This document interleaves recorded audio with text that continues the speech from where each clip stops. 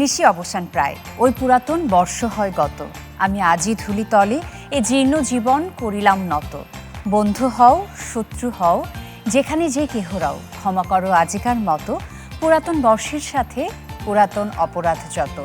প্রিয় দর্শক, সবাইকে জানাচ্ছি বাংলা নববর্ষের অনেক অনেক শুভেচ্ছা। শুভ নববর্ষ।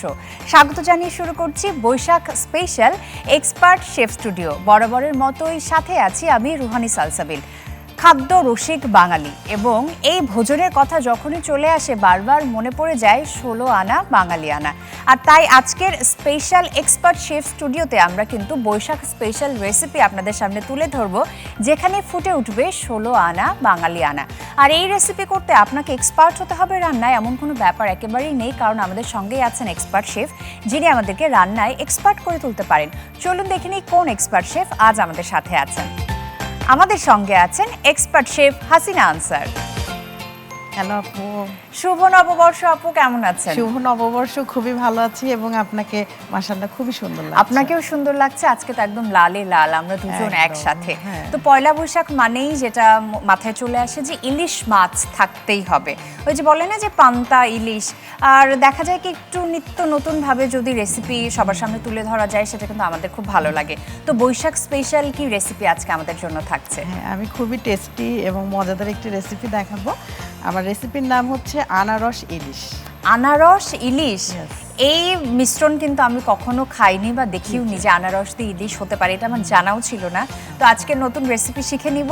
কি কি লাগবে উপকরণ? খুবই অল্প উপকরণ লাগছে। আমাদের মেন উপকরণ হচ্ছে ইলিশ মাছ। আমি এখানে 5 টুকরা ইলিশ মাছ নিয়েছি এবং পেঁয়াজের সাথে কাঁচামরিচ বেটে নিয়েছি। আর আছে আনারসের রস, চিনি, আনারস কিউব করা, সরিষার তেল, লবণ, শুকনা মরিচ গুঁড়া, কাঁচামরিচ কুচি আমি ফেলে নিয়েছি এবং হলুদ গুঁড়া। উপকরণ এতটুকুই? একদম অল্প। আচ্ছা, খুব সিম্পল রেসিপি, কিন্তু যা বোঝা যাচ্ছে একদম অন্য রকম কিছু, নতুন কিছু। এটা টক মিষ্টি একটু ঝাল, মানে সবকিছু মিলিয়ে একটা অসাধারণ রেসিপি। আচ্ছা, শুরু করি আমরা। শিওর। প্রথমে তো আমার হচ্ছে মাছটা একটু মাখাতে হবে হলুদ এবং লবণ দিয়ে। আমার ওই বাটিটা লাগবে। Thank you. এবং স্পুন লাগবে, টিস্পুন দিলে হবে। ধন্যবাদ। মাছগুলো আমরা একটু মাখিয়ে ফেলবো লবণ। আসলে ইলিশ মাছ এত মজার, এত সুন্দর একটি মাছ যে খুব বেশি মশলা কিন্তু লাগে না। লবণ হলুদ দিয়ে একটু ভেজে নেব, তারপর হচ্ছে আমরা বাকি উপকরণগুলো দিয়ে গ্রেভি তৈরি করব। একটু হলুদ দিচ্ছে,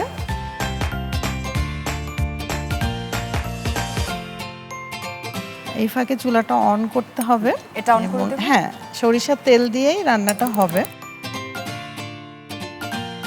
সরিষার তেলের ঘ্রাণের প্রতি কিন্তু বাঙালিদের আলাদাই দুর্বলতা।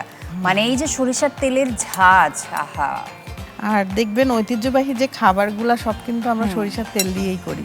বিভিন্ন ভর্তা, আর বৈশাখে তো বিশেষ করে সরিষার তেলের ভর্তা, সরিষার তেল দিয়ে রান্না, মাছ, বিশেষ করে ইলিশ মাছ দারুণ যায় একেবারে। আচ্ছা, আমাদের মাখানো হয়ে গিয়েছে, এখন আমি তেল দিয়ে দিচ্ছি। আমরা রেগুলার যে কুকিং অয়েল ব্যবহার করি তার থেকে সরিষার তেল কিন্তু স্বাস্থ্যের জন্য ভালো, তাই না? অনেক ভালো। তবে হ্যাঁ, আমাদের এটা দেখতে হবে যে আসলে সরিষার তেলটা খাঁটি কিনা। তা তো বটে। বাজারে তো অনেক ধরনের তেল আছে, সবচেয়ে ভালো হয় নিজেরা যদি ভাঙিয়ে নেওয়া যায়, সেটা অনেক ভালো হয়। তো এই রেসিপিটা আসলে যে উপকূলীয় অঞ্চল, আবার নদীর তীরবর্তী যে অঞ্চল যেমন চট্টগ্রাম, বরিশাল, এসব অঞ্চলে কিন্তু এই রেসিপিটা খুবই ভালো যায়। এবং এটা আনারস আর ইলিশ মাছ অন্যরকম একটা স্বাদ চলে আসে। আর বৈশাখে তো যেমন গরম পড়ে, সেই জায়গা থেকে যদি একটু টক মিষ্টি কোনো রেসিপি থাকে, শরীরের জন্য কিন্তু এটা অনেক উপকার। তো এখন মোটামুটি গরম হয়ে গিয়েছে, তো আমি এটা দিয়ে দিচ্ছি। খুব বেশি কড়া করে ভাজবো না, হালকা ভাজবো।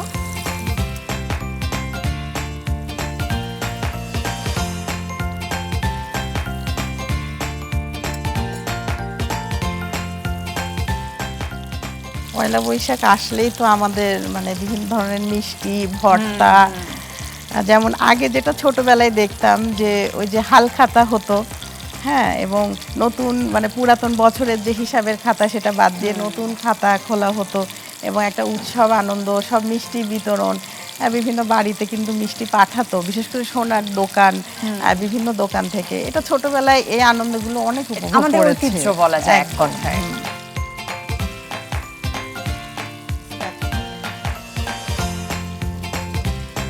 খুব বেশি আমরা ভাজবো না, হালকা ভেজে পরে আমরা গ্রেভিতে চলে যাব।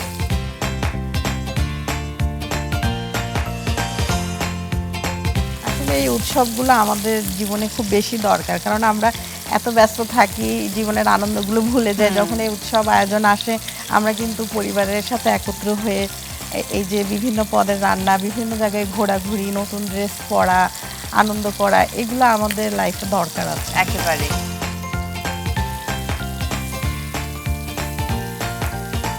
কিন্তু কালারটা সুন্দর চলে এসেছে এবং ঘ্রাণও খুবই সুন্দর বের হয়েছে, যেহেতু ইলিশ মাছ বলে কথা।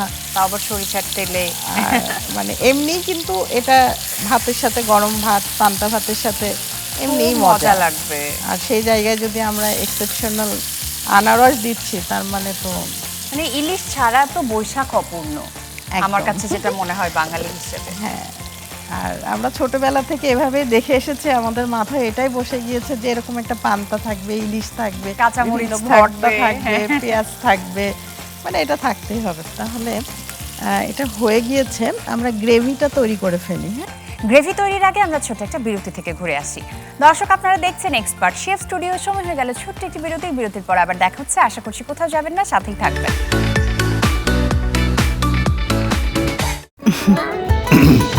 এই যে ম্যাডাম, এবার বুঝেছেন ফ্যামিলি গেট টুগেদার করার রেজাল্ট? এখন তো প্লেট বাসন সাফ করতে করতে তোমার হাতের মেহেদির রংটাই না সাফ হয়ে যায়। কিন্তু সম্পর্কের রং তো উজ্জ্বল হলো, সেটাই বা কম কি। আর এক্সট্রা প্লেট বাসনের জন্য আছে এক্সপার্ট সলিউশন। তাই অর্ডিনারি বার বারবার, কিন্তু এক্সপার্ট জাস্ট একবার। দর্শক, ব্রেকের পর সবাইকে ওয়েলকাম করছি আরও একবার। আপনারা দেখছেন expert chef studio. Rouhani Salsabil আপনাদের সাথে আছে, আর আমার সঙ্গে আছেন এক্সপার্ট শেফ হাসিনা আনসার। আরও একবার স্বাগত। বিরতির পরে আমরা ইলিশটা একটুখানি ভেজে নিয়েছি, আমরা এখন গ্রেভি তৈরি করছি। তো গ্রেভি তৈরির ক্ষেত্রে কি কি দিচ্ছি আমরা? খুবই অল্প উপকরণ, যেমন আমরা এই তেলটাকে ব্যবহার করব, এখানে দিয়ে দিচ্ছি। এখানে তো অলরেডি ইলিশের ঘ্রাণটা ছড়িয়ে গেছে। হ্যাঁ হ্যাঁ, এবং এই তেলের মধ্যে যদি আমরা পেঁয়াজটা লাল করে গরম ভাতের সাথে খাই, সেটাও কিন্তু অনেক মজা লাগে। মানে এখনই মনে হচ্ছে ফেলতে হবে। আমি বুঝতে পারছি আপনার মনের অবস্থা, কিন্তু আমাদের একটু ধৈর্য ধরতে হবে। সবরি মেওয়া ফলে। সেটাই। এখানে হচ্ছে আমি পেঁয়াজ এবং কাঁচা মরিচ ব্লেন্ড করে নিয়েছি, তো সেটা দিয়ে দিব। এটা কি কাঁচা পেঁয়াজ, কাঁচা মরিচ করে জাস্ট ব্লেন্ড করে নেওয়া? এটার সাথে মানে আর অন্য মশলা ভালো, যেমন আদা রসুন কিন্তু ইলিশ মাছের সাথে যায় না। মানে ইলিশ মাছের যে একটা সুন্দর ঘ্রাণ, সেটা নষ্ট হয়ে যায়, মানে রসুনের গন্ধ চলে আসবে আদা, এই জন্য আমরা আদা রসুনটা ওইভাবে দিই না ইলিশ মাছে। যেহেতু আমরা মাছে মাখানোর সময় কিন্তু লবণ দিয়েছি, তো এখন আমি পরিমাণ মতো লবণ দিচ্ছি। তবে আমরা যখন কোনো কিছু টক ব্যবহার করি রান্নায়, যেমন টক দই, তারপর টমেটো, আর এখন যেহেতু আমি আনারস, এটা অনেক টক, তো সেই জায়গা থেকে কিন্তু লবণটা একটু বেশি লাগে, টক লবণটাকে অবজার্ভ করে নেয়। এখন দিয়ে দিচ্ছি হলুদের গুঁড়া, খুব বেশি দিব না, জাস্ট কালারের জন্য আমি হাফ চা চামচ মতো হলুদের গুঁড়াটা দিচ্ছি। এবং যেহেতু কাঁচা মরিচ দিয়েই আমাদের পুরা রান্নাটা, জাস্ট কালারের জন্য আমি একটু শুকনা মরিচের গুঁড়াটা দিচ্ছি।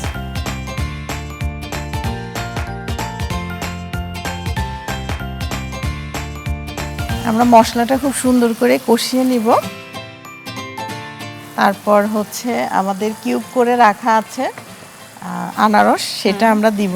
আচ্ছা, মোটামুটি একটা সুন্দর ঘ্রাণ বের হয়ে গিয়েছে।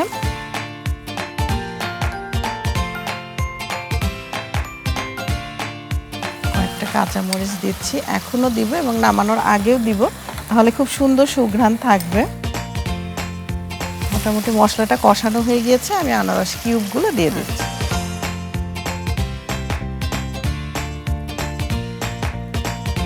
একটু কষিয়ে আমরা আনারসের জুসটা দিয়ে দিচ্ছি।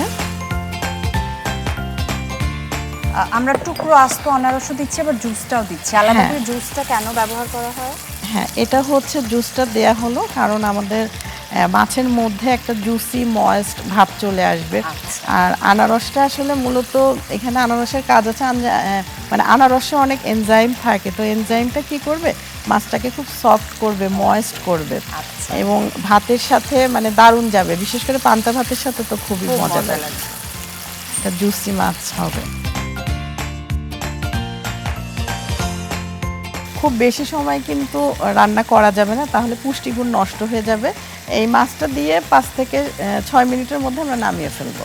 আর আনারসও কিন্তু ওভারকুক করা যাবে না, ভিটামিন সি যেহেতু খাবারটা, হয়ে যাবে। হ্যাঁ খুব দ্রুত এটার পুষ্টিগুণটা নষ্ট হয়ে যাবে। হ্যাঁ আপু, কষানো হয়ে গিয়েছে।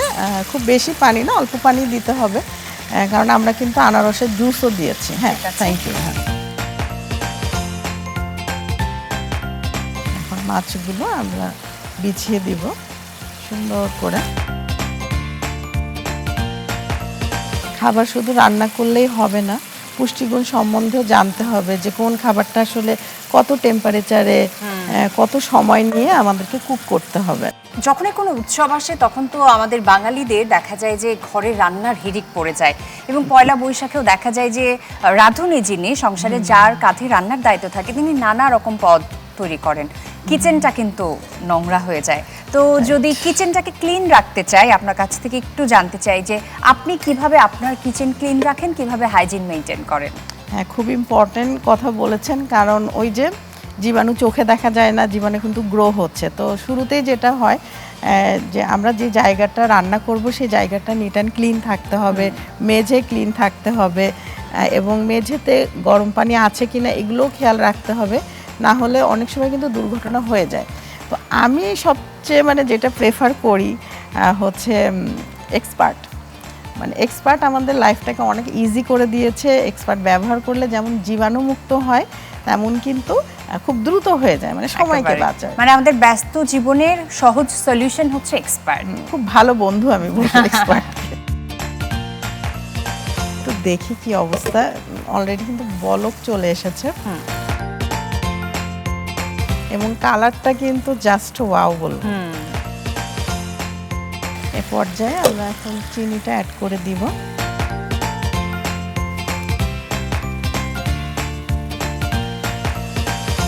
মানে ওই যে টক মিষ্টি ঝাল সব স্বাদের একটা মিশ্রণ। একটা ব্যালেন্স হবে তাহলে।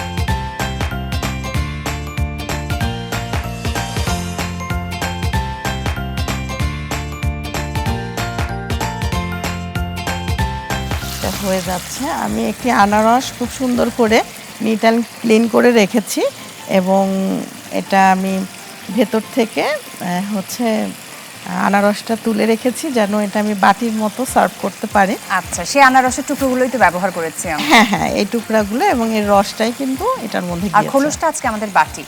হ্যাঁ, এটাকে আমরা বাটি হিসেবে রেখেছি, যেহেতু পয়লা বৈশাখ, হ্যাঁ। একটা খুব সুন্দর ফিল আসবে মনে।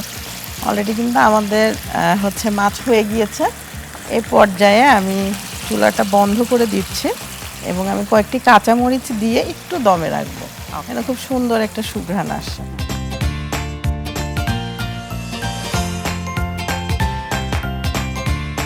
দমে রাখা হয়ে গিয়েছে, এখন আমরা পরিবেশনে চলে যাই।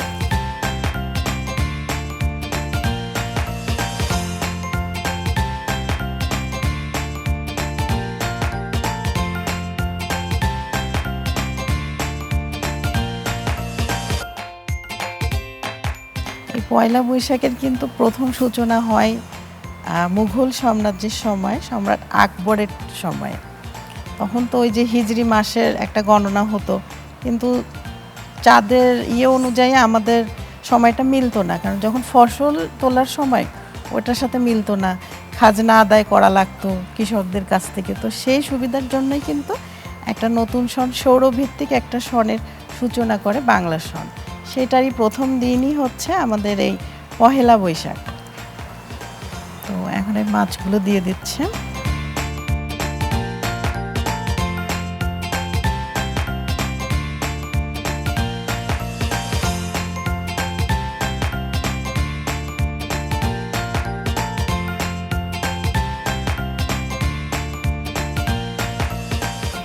আপু, তৈরি হয়ে গেল আনারস ইলিশ।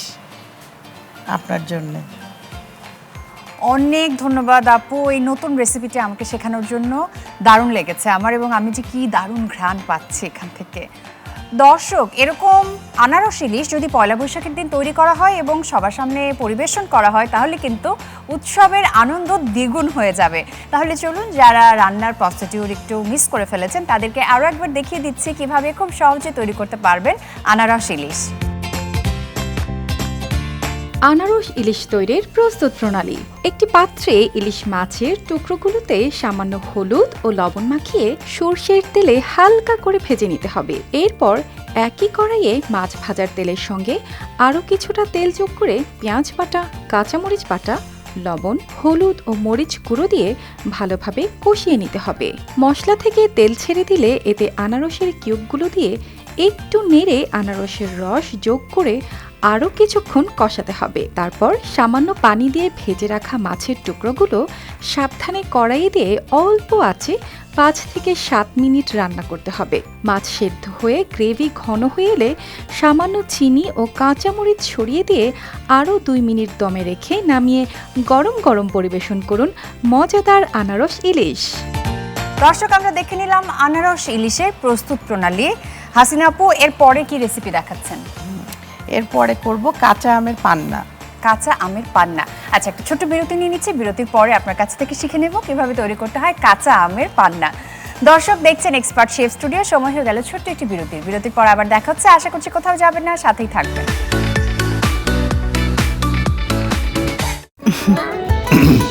এই যে ম্যাডাম, এবার বুঝেছেন ফ্যামিলি গেট টুগেদার করার রেজাল্ট? এখন তো প্লেট বাসন সাফ করতে করতে তোমার হাতের মেহেদির রংটাই না সাফ হয়ে যায়। কিন্তু সম্পর্কের রং তো উজ্জ্বল হলো, সেটাই বা কম কি। আর এক্সট্রা প্লেট বাসনের জন্য আছে এক্সপার্ট সলিউশন। তাই অর্ডিনারি বার বারবার, কিন্তু এক্সপার্ট জাস্ট একবার। দর্শক, বিরতির পর সবাইকে স্বাগত জানাচ্ছি আরও একবার। আপনারা দেখছেন expert chef studio. Rouhani Salsabil আপনাদের সাথে আছি, আর আমার সঙ্গে আছেন এক্সপার্ট শেফ হাসিনা আনসার।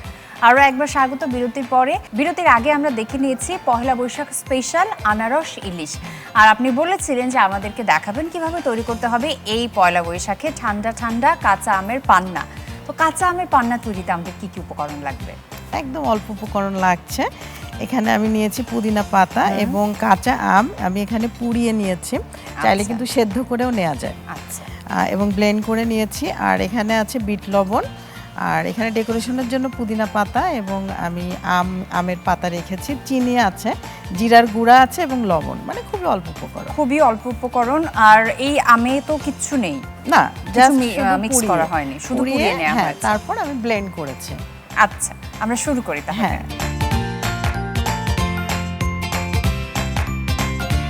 আমি এখানে 2টি আম পুড়িয়ে নিয়েছি।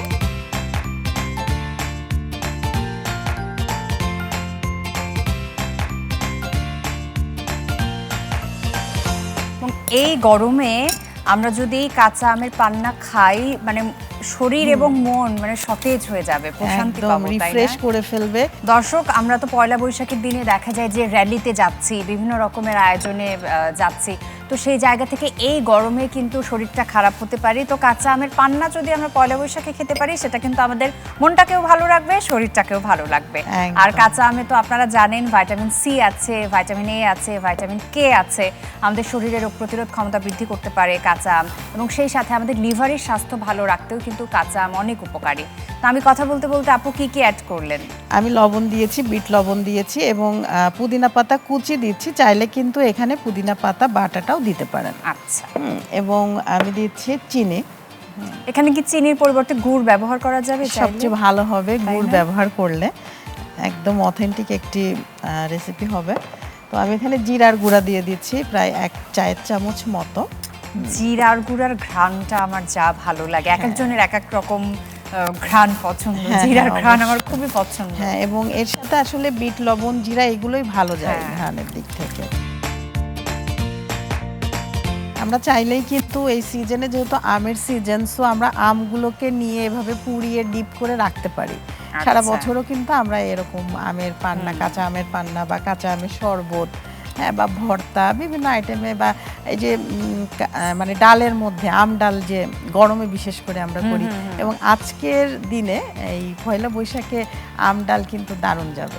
বিভিন্ন ডেজার্টেও কিন্তু আমরা এই আম ব্যবহার করতে পারি, ফ্রোজেন করে রাখলে অনেক আমরা সুবিধা তো আছে। হ্যাঁ বলি যে ষড়ঋতুর দেশ, কিন্তু দেখা যায় যে বছরের বেশিরভাগ সময় কিন্তু গরম পড়ে থাকে, গরমেই আমাদেরকে দিন পার করতে হয়। করতে তো হয়। আসলে একটু সুস্থ থাকার জন্য এরকম আপনি যেটা বলছিলেন, যদি এই যে কাঁচা আমের পাল্পটা ফ্রিজিং করা যায় সেটা খুব ভালো। অফিস থেকে আসার পরে সারাদিন খেটে খুঁটে মানে ক্লান্ত শরীরে একটা প্রশান্তি দিবে এরকম কাঁচা হ্যাঁ, আমের পান্না। এবং আমরা তো বক্সে রাখতেই পারি, এছাড়াও আমরা যে বরফের যে কিউব করে রাখি, তো এভাবে কিন্তু আমরা বরফের যে বক্স আছে সেটার মধ্যেও এই আমটা কিউব আকারে রেখে একটা গ্লাসে একটা কিউব দিয়ে দিলাম, আরো এটা ইজি, কিন্তু অনেক ইজি হয়ে যায়। মানে সহজ। আমার যেটা শুনেই মনে হলো যে বডিকে ডিটক্স করতেও হেল্প করবে, তাই না? এইভাবে হ্যাঁ, কিন্তু আমরা অবশ্যই। ডিটক্স ওয়াটার খাই। হ্যাঁ, সেটাই। এখন আমরা পরিবেশনে চলে যাব। মানে যেটা বলছিলাম যে ডিটক্স ওয়াটারে অনেকেই এরকম করে কিউব করে রাখে, স্বাস্থ্যকর উপকরণ দিয়ে একটা করে কিউব দিয়ে দেয়।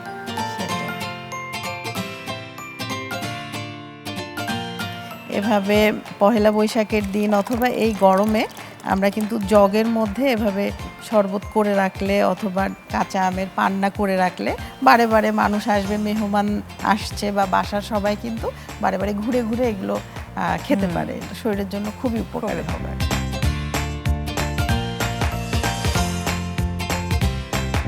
যেহেতু কাঁচা আমের পান্না, সো আমি একটু আমের পাতাটাই ব্যবহার করছি।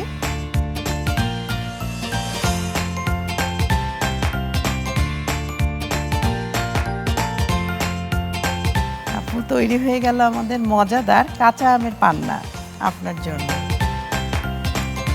অনেক ধন্যবাদ আপু, এই গরমে প্রাণ জুড়ানো কাঁচা আমের পান্নার এই রেসিপিটি আমাদের সাথে শেয়ার করার জন্য। দর্শক দেখলে তো, এই গরমে তৃষ্ণা মেটাতে এবং আত্মার তৃপ্তি দিতে কাঁচা আমের পান্নার জুড়ি মেলা ভার। আশা করছি ভালো লেগেছে। সবাই বাসায় তৈরি করবেন, পয়লা বৈশাখের দিনে কিন্তু শরীরকে ঠান্ডা রাখতে দারুণ কাজে দিবে। অনেক ধন্যবাদ, খুবই ভালো লাগলো দুটো রেসিপি। আপনার আজকে কেমন লাগলো? আমার খুবই ভালো লেগেছে, আপনাকে অসংখ্য ধন্যবাদ এত সুন্দর একটি আয়োজনে আমাকে রেখেছেন। এবং দর্শক, আপনারা যারা এতক্ষণ আমাদের সাথে ছিলেন, প্রথমে জানাই আপনাদের পহেলা বৈশাখের শুভেচ্ছা। বাসায় অবশ্যই রেসিপি দুইটি ট্রাই করবেন, এবং আরটিভিকে ধন্যবাদ, এক্সপার্টকে ধন্যবাদ। দর্শক, এই ছিল আমাদের Baishakh special expert chef studio. আশা করছি আপনাদের ভালো লেগেছে। এই পয়লা বৈশাখে আপনারা কিন্তু তৈরি করতে পারেন আনারস ইলিশ এবং কাঁচা আমের পান্না। দুটো রেসিপি দারুণ, তৈরি করবেন, সবাই খুব পছন্দ করবে এবং প্রশংসায় পঞ্চমুখ হবে। আজকের মতো আমি রুহানি সালসাবিল বিদায় নিয়ে নিচ্ছি। সবাই খুব ভালো থাকুন, আরটিভির সাথে থাকুন, এক্সপার্ট শেফ স্টুডিও দেখতে থাকুন। আর সবাইকে আরও একবার পয়লা বৈশাখের অনেক অনেক শুভেচ্ছা। শুভ নববর্ষ।